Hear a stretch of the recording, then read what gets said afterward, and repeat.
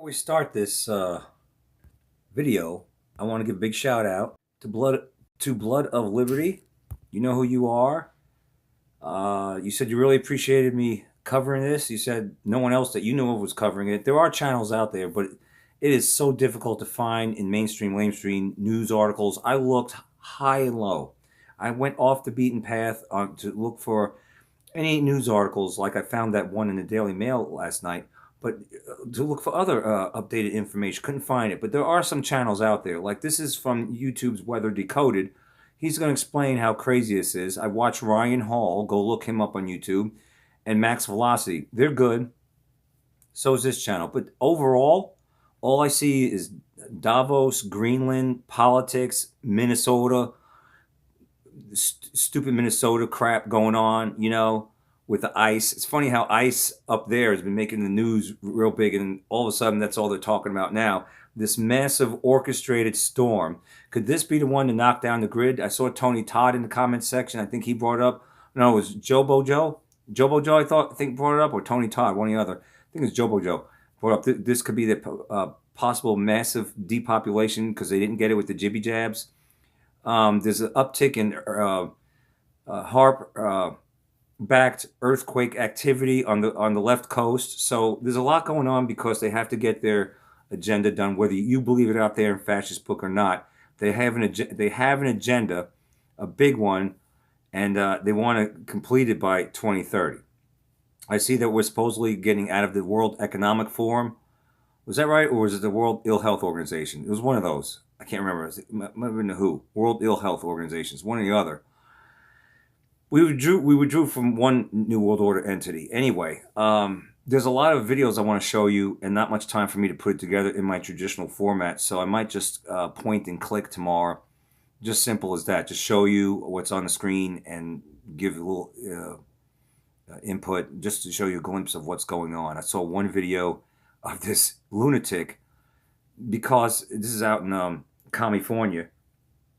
This kid was wearing a 49ers jersey, and so this lunatic guy with a machete went into I think it was a laundromat, start chasing the boy, and then he leaves and then comes back with a machete and knocks out the glass in the of the store.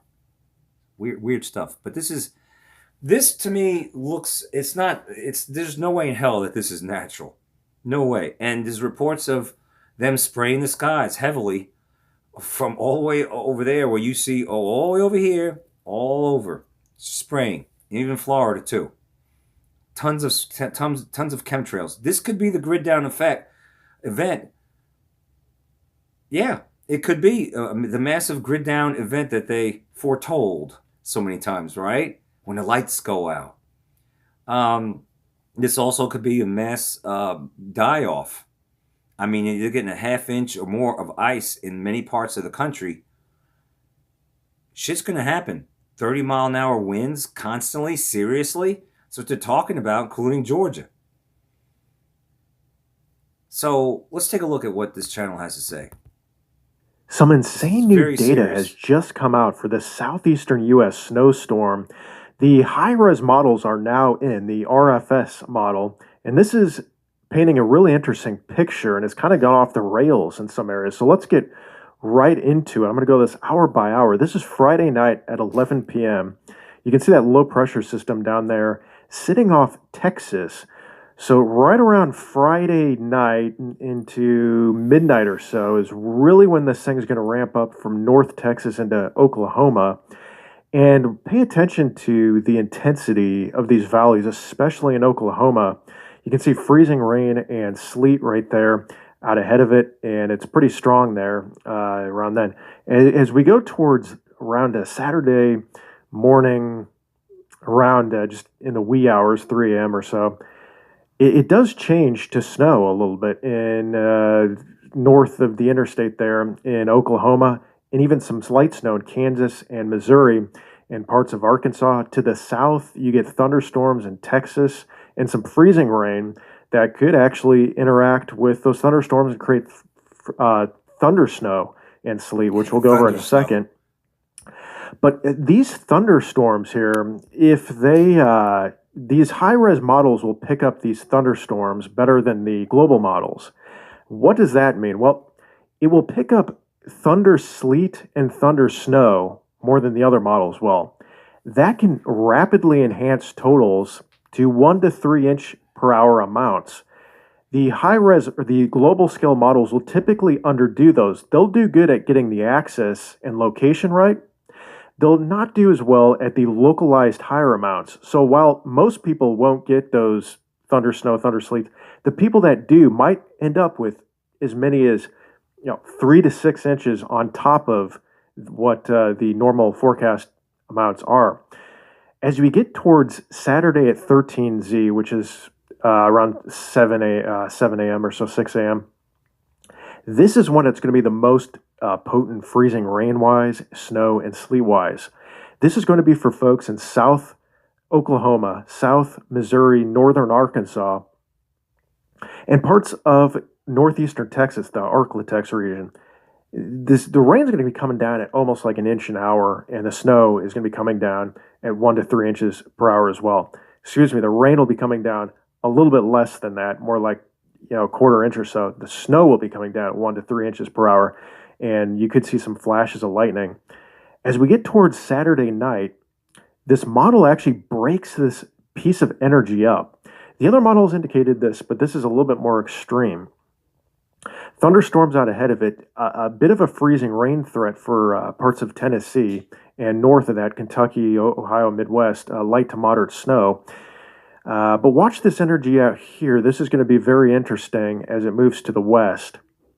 As we get towards Saturday night, this is around Saturday night at 10 p.m., this first wave is going to kind of sit and stall and eventually kind of cruddle out. North Carolina, particularly the west half, is going to get several rounds of freezing rain. It might just sit there for a couple, 24 hours or so, depending on how warm that air gets just to the east. This next wave out here, this thing is going to be in two different. It might just sit there for a day. You know they're doing this on purpose, right?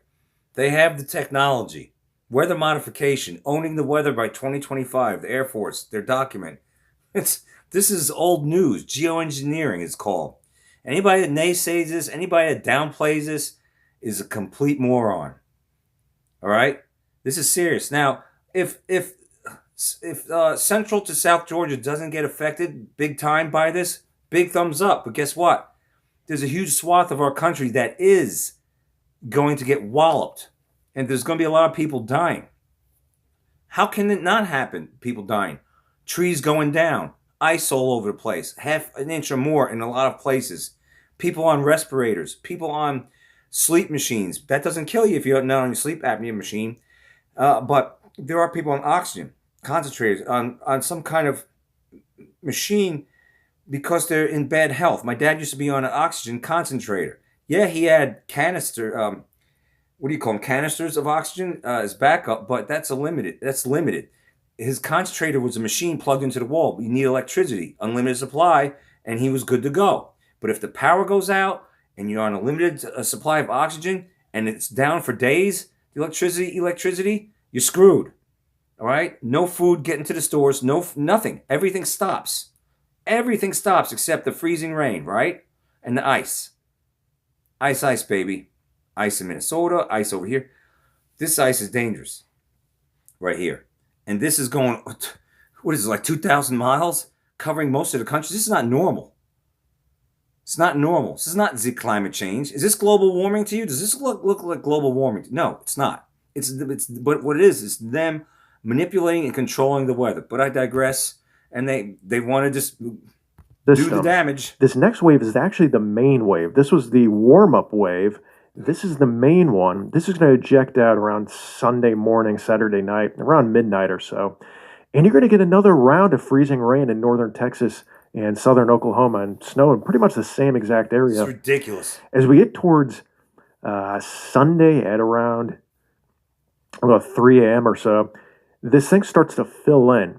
What's happening is there's a low-level system off the coast of Baja and then one up upper level low up in the northern portions of the U.S. What happens in the jet stream is those things merge, and essentially this whole system turns into one massive cyclone, as you can see here. So what happens is this freezing rain is still ongoing out in North Carolina. Doesn't stop. Freezing rain Like the re-picks back hurricane went up up to North in the Carolina, right? Arklatex region with snow in pretty much the same area and snow to the north. You'll notice this model is actually a little bit further north than the GFS, and it's about the same as the Euro, maybe a tad north.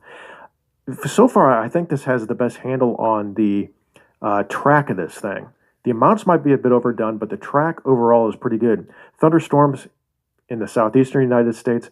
And as we get towards, let's go Sunday morning around 6 a.m., the low really starts to strengthen. A couple of days ago, this low was not really there, it was just flat. So what that's just going to do is going to bring up a big warm nose, as I mentioned on my previous video, and that's going to take out the freezing rain threat for much of Tennessee, Alabama, and Georgia. It's going to be early on, and then that warm nose is going to shut off the show for that area. And then behind it, you'll have enough cold air behind this system. It's going to shut off the show, yeah.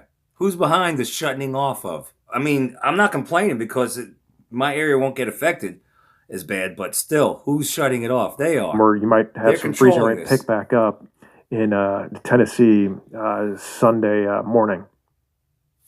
Commercial, right? Who's sliding into her? Sunday morning. North of that line is that snow shield. That's just going to be a really long, consistent band of moderate snow. And that high pressure system to the north is cooling things down for that. As we go towards Sunday, this is around noon here. You can see what I'm talking about. That warm nose creeps into this thing. So you might have ice up in Kentucky and in Tennessee early on in this event, but then it's going to flip to snow. Kind of the opposite of how storms normally are, you know, in the west half of the United States. But you're kind of used to it in the east half with these types of events. And you can see ice is still going on out here in parts of North Carolina, up in those mountains areas. You might be having ice for 24 hours out there, and the totals are just absolutely off the wall, which we'll go over in a second. As this low strengthens, that's when the snow shields are really going to get going up in the Midwest and northeastern United States. It's also going to lower the freezing rain amount because there's going to be more of a wrapping effect, and this high pressure system is going to interact with that, cooling things a little bit down a little bit more, and so the snow threat will be much higher in the northeastern United States than it was previously. This is Sunday night. This is, again, a little bit farther out. This is Sunday night at 7 p.m. You can see that freezing rain still going in the Carolinas, and just north of that line, some sleet, and north of there into the northeastern United States, a really heavy shield of snow, and then that continues to move out Monday morning. This is what I'm talking about, the lightning flash density. This is something you aren't going to see on the other models that you're going to see on this model because it's a high-res convective model. This is Saturday at around 6 a.m. or so. This is indicating lightning potential, which indicates instability in the atmosphere. And this could be centered around East Oklahoma into West Arkansas, maybe even the Arklatex region. That instability is going to interact with that freezing rain. And so anywhere you see this flashing, you could see locally higher amounts than what are currently being called for, maybe as much as 1 to 3 inches of snow plus locally more, and that 1 to 3 inch per hour rate from those thunderstorms will enhance those total. The problem is with thunderstorms, they're convective, so they're isolated. So you pretty much have to get score on those, right? So it's not going to be a widespread swath. So if you get in on that, you might get a bonus 1, 2, 3 inches of snow onto the total amount. And you can see the freezing rain, sleet, and snow is centered right over that bullseye of lightning I talked about. So pretty rare, but this is a pretty strong storm system. Freezing rain, this is the GFS. We went over this in the previous model video. A nice swath out here in Texas and into Tennessee area, and especially the Carolinas, where as much as 1 to 3 inches of ice could fall, and that was the GFS, which is further south. But I had mentioned that I think the Euro is a little bit more onto this. as is the REFS, which is the high res. And you can see it picks up in that warm nose that I've been talking about, that super phasing event. And so out ahead of it is your heaviest ice, where there's that first wave, and it really doesn't get impacted by the second one as much. And then behind it as well, you get two waves without that warm nose. That's where your heaviest ice Warm is going to nose. be. So if Nose. you are in northern Come up with these new Texas, phrases. southeastern Oklahoma, especially down into the Mississippi, western Tennessee, Arkansas region, the bullseye at the moment is this region right here. You could see as much as 1 to 3 inches of ice. Pretty darn good chance at 1 to 2 inches, maybe even 3. Texas, there's a little bit more uncertainty with that sleet. I couldn't imagine being in these areas. I couldn't imagine. But this is I mean, isn't the South mostly conservative, mostly red, right? Seems like that's I mean, I might be stretching it way too far for some of you out there, but it kind of seems that way, and always with Texas lately, eh?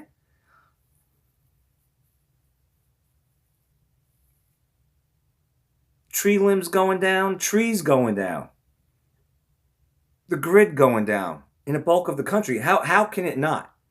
How can it not? We still put wires on sticks. I mean, are we in the 1880s or pushing 2030?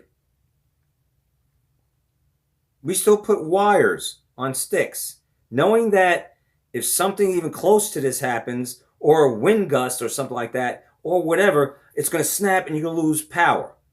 They know that. You sent someone to the moon and called them called the astronauts on a landline in '69? No, I don't think so. You sent a land rover to Mars or a rover to Mars? No, I don't think so. Mars doesn't exist like that. It's a closed system. I'm just saying. They claim they do all these big feats. Meanwhile, we still put wires on sticks to get knocked down, to get destroyed, to cause major disruptions. Coincidence? Think not. It's done on purpose. If you have all this ingenuity, New World Order elites, that you could send someone to Mars or a rover to Mars, a Tonka toy really, and Buzz Lightyear to the moon, even though you can't go to the moon, can't go to Mars, but you claim you do all these great things. You could create robots that you can do using AI and stuff like that. That you can do, but we're still taking a stick and going tink tink tink tink tink in the ground, putting some metal hooks on it, and let's put the wires on it. Seriously, you can't think of something better than this? I think you can, to where our grid doesn't go down. You know that our grids. They know and been talking about how our grid's been so like, oh, the infrastructure, the grid's dilapidated, can't do this. Have you bothered to fucking fix it? Oh, no, you didn't. And now this, you orchestrated this. What is this? Is this a storm of a century only for us to have next weekend another storm of the century? How many storms of the century are we going to have? Look at the size of this. This is the size of a country in and of itself. This is not going to be good at all. And if we don't, I don't want bad things to happen to anybody. I don't. But are they going to brush this under the rug like when the hurricane went up to North Carolina and they brushed that under the rug? Right? All the people that died, thousands. I didn't hear mainstream talking about that. Right? So, are they going to report of the true amount of casualties from this orchestrated depopulation storm or not? I mean, it remains to be seen, but God help anybody in its path. Mixing in, but maybe up to an inch or so of ice into northern Texas. As we get towards the Middle Tennessee Valley, western Tennessee, up into parts of Kentucky, 1/2 inch up to 2 inches per ice, with a bullseye in western Tennessee. New World Order said ice, maybe ice, as much baby. as 3 inches of ice. This area has been very consistent, and it could be a tick further south, where the ice storm warnings are currently. This is a little bit farther north, but that warm nose really could shut things off. Okay, so for South Tennessee, it really depends on this warm nose. This currently is the most uncertain area. The other areas have a lot of consistency. It's that North Alabama, South Tennessee, North Georgia area that has the most inconsistency because of that strong warm nose, but the trend has been north within this region in particular. Usually, just north of those warm noses, it'll quickly transition to sleet, snow. Freezing rain might not. You know, this when I got up today, it said that Sunday the high in my area is gonna be 51. But when you turn on these weather channels, different types of weather channels, different from different outlets, they're like, oh, well, the high is gonna be 38 in your area Sunday. Oh, the high is gonna be 41. Oh, it's gonna be 50 something. Well, which is it? Which way you go, George? You went that way. You that? How come they can't be on the same damn page? Is it 51 in my neck of the woods, or is it 38 for the high on Sunday? Well, I guess stay tuned. Not be Ridiculous. as prolonged up there because of that. Maybe a quarter inch or so in Kentucky to a half inch. And then that second wave that I was talking about in parts of the Western Carolinas and the Virginia, you could also be dealing with a pretty significant ice event, a half an inch to as much as an inch and a half of ice All it out takes is a there. half an inch, Some of the and that models are grid, actually going up even more than your that. lines could snap. But an inch plus is definitely a good bet out there. And it really tapers off because of the wrapping that I talked about. It starts to really, that high pressure system kicks in. The snow shield really kicks in as it gets into the northeastern United States. Speaking of snow, this is the ECMWF, the European. We already went over this in the previous video, but there's your snow axis. That's the thing you really want to pay attention to, is the middle part of that line. And any 50 miles of in that direction, you have a pretty good bet at seeing it, at least the 6 to 8 inch band at this point, as the consistency is there. But like I said, some areas in there could see, with that thunder smoke, especially in Oklahoma, could see a few inches more than that. This is the REFS model now. So these are big time changes here in Oklahoma. That's picking up on that thunder snow that I was talking about. And so let's zoom in, but you can see the whole thing is further north. Another The secret's Fukin out. commercial. Smart. North. It's following the European, which has been a lot more consistent. Look at this, though. There are some reports here of snowfall totals of 20 some inches. Do I think that's going to happen? Very unlikely. However, what it is indicating is it's indicating that thunderstorm, thunder snow potential. So, the GFS and the Euro probably have, it look like about like 10 to 12 inches in that area, with 6 to 8 inches very likely in eastern Oklahoma. With I don't know what this is about. Did I touch something wrong on this? Stupid. I hate. Come on now. Stop being stupid. with how this looks and with these mesoscale models, I wouldn't be surprised if you saw a couple of 12-inch, 14-inch type reports in there from that thunder snow, and maybe even more than that. But that sleet is really going to mix in and cut off a lot of those amounts. So I think the REFS is a little bit overdone in that area. This area out here, you're talking as much as like all the way out into Columbus, Ohio, Ohio, Indiana, southern Illinois, maybe as much as 6 to 8 inches. The issue here is that warm nose that I'm talking about, that's going to cut snow totals off just to the south of that. And so Kentucky and Tennessee, really tricky forecast down there. But again, 3 to 6 inches or so down there with the REFS model. Again, the Euro's a little bit further south, and you could see a little bit more like 4 to 8 inches or so with that one. Some of the amounts in here might be a little bit underdone. There could be some isolated higher amounts, 10 inches, maybe a 12-inch here and there as well. South of that line, that ice is going to really cut things off. He said 12 inches. Yeah, 8 inches too. Now, look at this. So many conflicting reports. I mean, some say that the ice is going to go down as far as this in Georgia, just a little bit below Atlanta. It looks like what they're showing is more up in the north. There's so many different models saying that. What am I trying to say? So many different things. Is the ice up here in Tennessee, or is it down here in Metro Atlanta? Is it to the right or to the left like them? Is it where? It's like wait and see. You know what I mean? They give you ballpark figures of it. Bring in that cold, high pressure air to the north, mostly a snow threat up there, and a little bit more prolonged. 8 to 12 inches in the northeastern United States, totally possible. And you can He said see 12 inches. maximum amounts, maybe even a little bit more than that. Most models, again, have it in that 8 to 12 inch All right, range. look, So I think you here, got the idea. The video's almost over. I think you got the idea that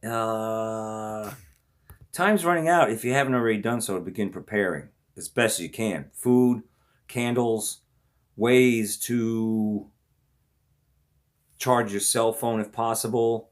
If you have a hotspot,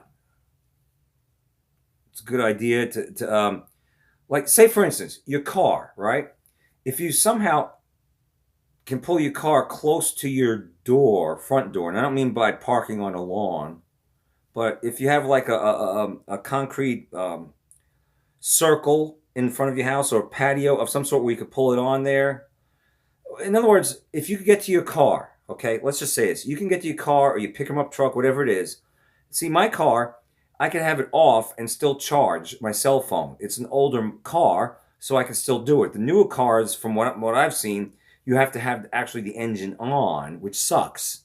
So my plan is, if all shit hits the fan in my neck of the woods and I want to charge my hotspot, I could just plug it in the cigarette lighter with the wire, charge it for maybe an hour, periodically go out there, turn my car on to keep that battery charged, and then have a hotspot that's pretty much always recharged, and do the same thing with cell phones, right? And so every now and then I'm turning my car, I'll charge the phone with the car off, but then I'll turn it on just to keep that battery charged, tanks full of gas. And if you have several cars like that, keep all your tanks full of gas, regardless. Just get all your cars full of gas, and try to figure out a way to juggle that, of keeping your cell phones charged. Now, if your power goes down, your internet's going to go down in your home, right? But maybe your cell phone might work if you have internet service. And if you have a hotspot, maybe a bigger thumbs up. We don't know how it's going to work out, but do the best you can. Your tablet too. I don't know about the laptop part, charging it in the car. But what I'm trying to say is try to figure out how to keep your devices charged. Get gas and you fill it up when your car's tomorrow. I would. Not that you're going anywhere, but in case you need to charge things or stay warm. If you want to go in there and stay warm, just don't slip and fall between getting out of your house to the car. Be very careful about black ice. I hope you got enough food. I mean, I've been saying this on and on for years. This is my 5th year doing this on BitChute in particular. Be stocked up. You should already been stocked up, and I think BitChute is. The BitChooters are on top of it, except for the trolls. What else? One room rule. Like cover the windows, or what do they do? They do blankets on the windows and doors, kind of seal them where the draft can't come in, and just stick to one room. All right. And I think you guys know what's up and hopefully how to navigate. Now, for the ones that are in the 1/2 inch to 3 inches of ice, I mean, oh my God, I can only imagine the videos that are about to come out over the weekend. It just feels like they're gonna try to get their numbers any way they can, and this could be it. One of the ways. This massive storm that there's no doubt about it. If this thing was start out as an innocent organic storm, ice storm, it had to be way smaller than this. They had to juice this, literally, jack this storm up, make it stretch from New Mexico all the way up to Boston. You friggin' kidding me? Are you JKing me?